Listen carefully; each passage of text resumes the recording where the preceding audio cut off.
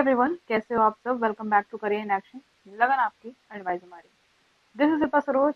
तो फ्रेंड्स, आज के क्लास में हम माइनिंग का जितना भी एग्जाम होता है, जैसे मान लो आप फोरमैन हो गया, ओवरमैन हो गया, है ना, और जितने भी ऑपरेटर्स हैं, हैम ऑपरेटर्स हो गए, तो जितने भी माइनिंग के एग्जाम है, ठीक है, उसमें आपका जो है माइन रूल 1955 के फॉर्म्स की बात हम आज करेंगे। ठीक है, तो माइंस रूल इंपॉर्टेंट है। इसके पहले सरल सर ने बताया CMR 2017 के जितने फॉर्म्स उन्होंने बताया, हम माइंस रूल 1955 का फॉर्म्स आज देखेंगे। ओके। अच्छा, ये माइंस रूल होता क्या है, ये हुआ कैसे, माइंस रूल बना कैसे। देखो, क्या हुआ कि 2 जुलाई, ठीक है, 2 जुलाई 1955 का समय था। तो इसमें हुआ क्या कि इसमें देखो जो पावर दिए गए थे सेक्शन 58 के अंतर्गत, सेक्शन 58 माइंस एक्ट 1952, पहले 1952 था, माइंस एक्ट 1952 सबको पता है।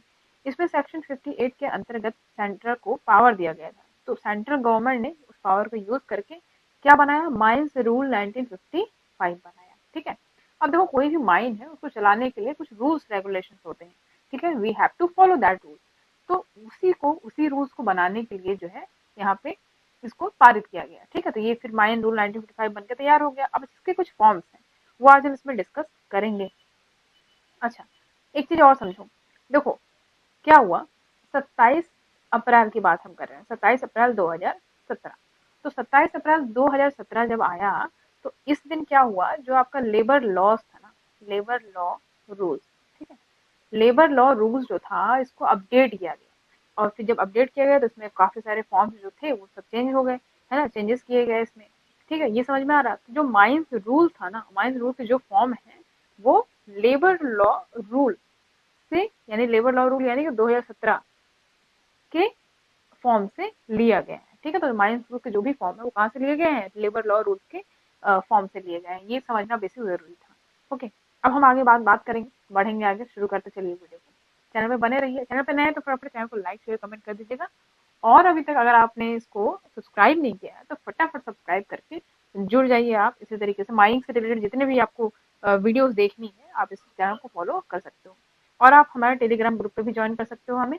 और अगर आपको यूपीपीएससी माइंस फैक्टर का क्रैश कोर्स ज्वाइन करना है तो आप इस दिए गए नंबर पर कॉन्टैक्ट कर सकते हो। ओके, तो चलो फिर शुरू करते हैं, बढ़ते हैं आगे।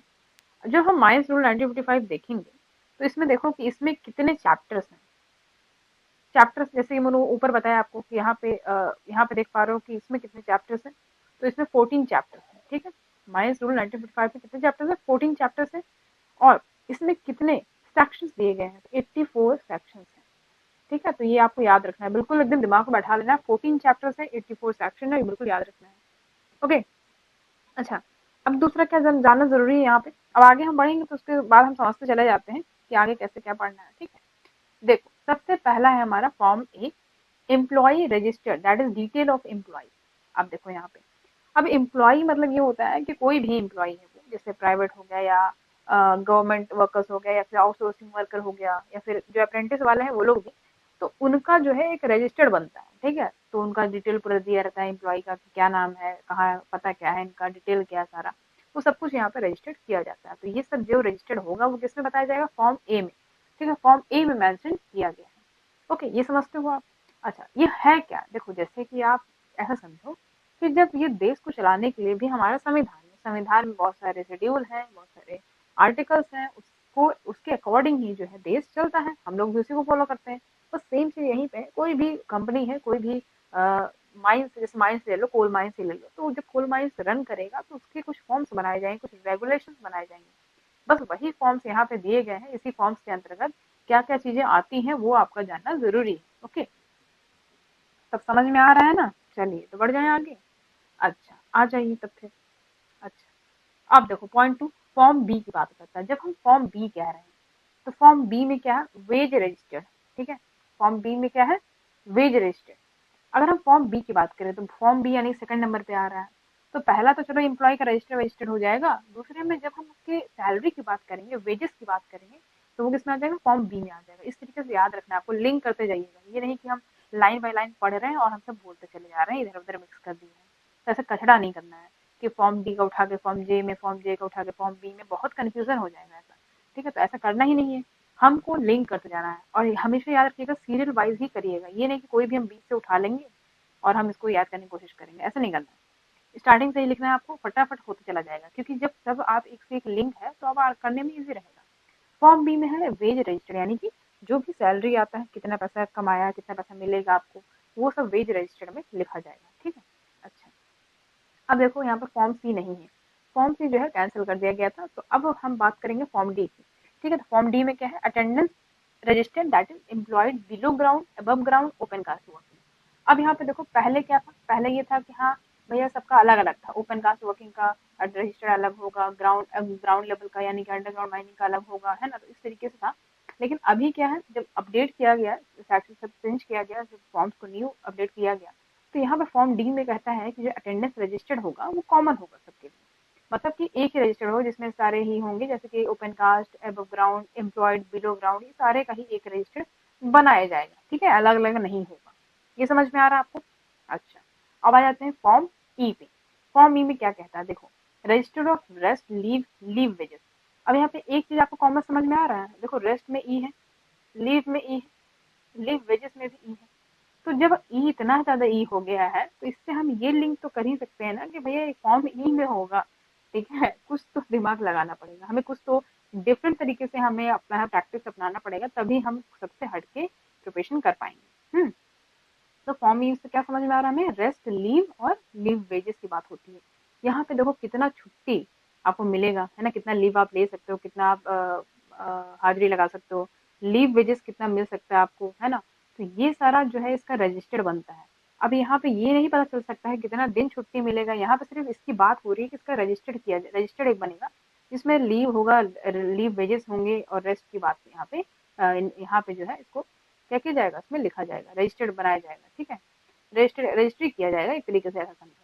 अच्छा, ये समझ में आ गया फॉर्म ई। अब हम फॉर्म जे की बात करेंगे, रिटर्न ऑफ रिपोर्टेबल एक्सीडेंट। अब भैया ये कहा है, रिपोर्टेबल एक्सीडेंट बहुत इंपॉर्टेंट है, क्या है ये, चलो तो देख ही लेते हैं क्या है।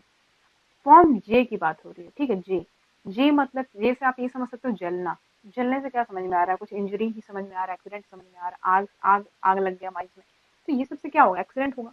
तो रिपोर्टेबल एक्सीडेंट बहुत ही इंपॉर्टेंट एक तरीके से कहा जाए टॉपिक है। तो रिपोर्टेबल एक्सीडेंट बहुत लोगों को पता होगा, बहुत लोगों को नहीं पता होगा, तो मैं आपको बता दूं।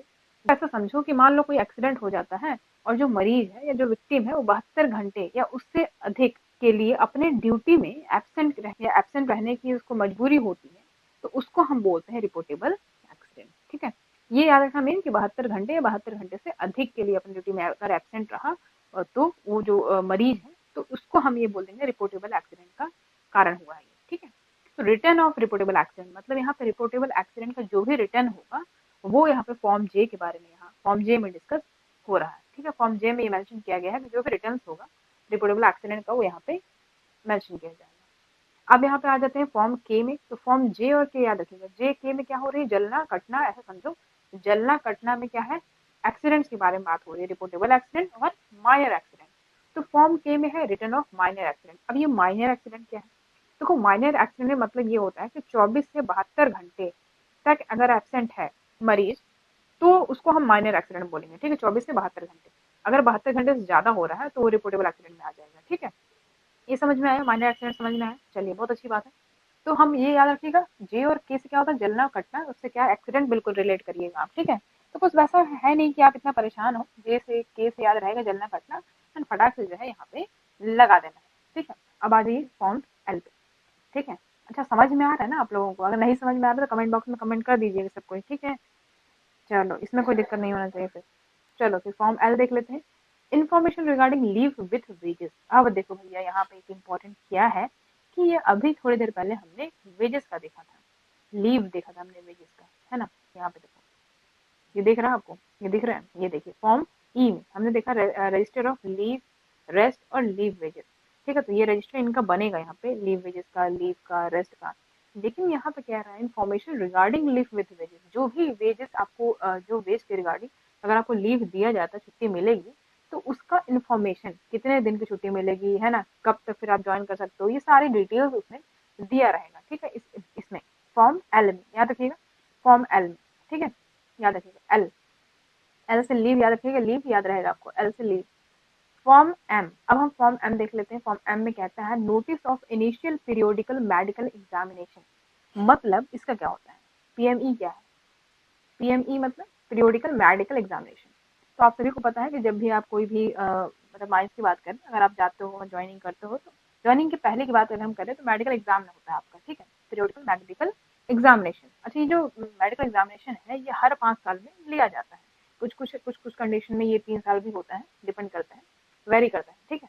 तो यहाँ पे देखो, तो जो ये आपका फॉर्म एम है, इसमें कहता है कि जो इनिशियल और पीरियोडिकल मेडिकल एग्जामिनेशन होते हैं ना, उसका नोटिस यहाँ पे दिया जाता है। तो एम से याद रखिएगा, मेडिकल एग्जामिनेशन, ठीक है। एम से क्या याद रखना है, मेडिकल एग्जामिनेशन, ठीक है, कोई दिक्कत नहीं यहाँ पे। चलो ये समझ में आ रहा है आपको। मेडिकल एग्जामिनेशन की बात करेंगे फॉर्म एम में, ओके। अच्छा, अब आ जाते हैं फॉर्म एन क्या है, एम एन। एम एन क्या है, देखो एम में मेडिकल है, एन में क्या है, नेक्स्ट, यानी कि सेकंड से हम रिलेट करेंगे इसको, ठीक है। पहला तो मेडिकल एग्जामिनेशन हो गया, उसका नोटिस जारी होगा, लेकिन मान लो कि कोई कहता है या कोई नहीं दे पाया, तो देखो एक दो ही चीज हो सकता है, या तो एक इंसान छोड़ दे कि अरे हम हो गया, हम नहीं देने जाएंगे, हमारे पास दूसरा ऑप्शन। लेकिन कोई एक ये हो गया कि उसके बहुत कारणवश कुछ कारण हो गया, उसकी वजह से वो एग्जाम नहीं दे पाया मेडिकल, तो ये दो कारण हो सकते हैं। तो उन लोगों के लिए ये चीज है कि second and final notice of initial periodical medical examination. तो उन्हें फिर से ये नोटिस दिया जाएगा कि हाँ भाई आप आइए और मेडिकल अपना पूरा करो, ठीक है। तो ये फाइनल नोटिस होगा, सेकंड एंड फाइनल नोटिस। अगर तब भी आप नहीं जाते हो तो आपको क्या कर देगा, वो निकाल देगा, ठीक है, निकाल देगा आपको, टर्मिनेट कर देगा, एक तरीके से ऐसे समझो। तो ये समझना जरूरी है। अब आ जाते हैं हम फॉर्म ओ पे। अब ये क्या है, रिपोर्ट ऑफ मेडिकल एग्जामिनेशन। अब देखो भैया यहाँ पे, अब आपका मेडिकल एग्जामिनेशन हो गया, तो भैया रिपोर्ट हुआ तो आएगा ना, रिपोर्ट हुआ आएगा, तो रिपोर्ट हुआ कहाँ पे आएगा, फॉर्म ओ में आएगा, ठीक है। फॉर्म ए में आपका रिपोर्ट बताया जाएगा कि हाँ मेडिकल एग्जामिनेशन आपका हो गया है, और आपका ये जो बीपी है, ब्लड ब्लड शुगर है, ये सब कितना है, इसका रिपोर्ट इसमें देखने को मिलेगा, ठीक है। पूरा बॉडी चेकअप होता है एक तरीके से, ओके। आ जाओ फॉर्म 11 पे, सॉरी पॉइंट 11 क्या है, फॉर्म पी। अब फॉर्म पी में क्या है, देखो यहाँ पे ओ मैंने बताया ना, रिपोर्ट, रिपोर्ट में ओ है, रिपोर्ट। तो थोड़ा सा आप इसको रिलेट करना पड़ेगा, ओ में क्या हो सकता है, रिपोर्ट हो सकता है मेडिकल एग्जामिनेशन का, ठीक है। अब फॉर्म पी की बात करेंगे, medical standard of fitness for person employed. अब ये देखो बहुत इंपॉर्टेंट है। अब यहाँ पे देखो मेडिकल स्टैंडर्ड ऑफ फिटनेस कह रहा है फॉर पर्सन एम्प्लॉयड। तो देखो जो भी एम्प्लॉयड है ना, जो भी पर्सन एम्प्लॉय है, मतलब जैसे मान लो उनको मेडिकल जगह पे बैठना है ना, तो पर्ची काटना है, या फिर वैसे जगह जहाँ कोई स्पेसिफिक चीजें हैं, जिसमें मेडिकल की बात ही करेंगे, तो वहाँ पे उनको कुछ स्टैंडर्ड दिए गए हैं फिटनेस को लेकर, कि वही लोग जो है यहाँ पे एम्प्लॉय एम्प्लॉय होंगे। तो उनको कुछ बहुत सारे छूट भी मिलता है, बहुत सारे रिजर्वेशन भी मिलता है। जैसे मान लीजिए जो डिसेबल होते हैं, उन लोगों के लिए काफी छूट मिलता है यहाँ पे, तो उन्हीं के स्टैंडर्ड से एक प्रोवाइड किया गया है, तो वो फॉर्म पी में मेंशन किया गया है, ठीक है। तो ये याद रखना है बिल्कुल। अब आ जाते हैं फॉर्म P1। अब ये फॉर्म P1 जो है माइंस में यूज किया जाएगा, medical standard for of fitness for person to be employ.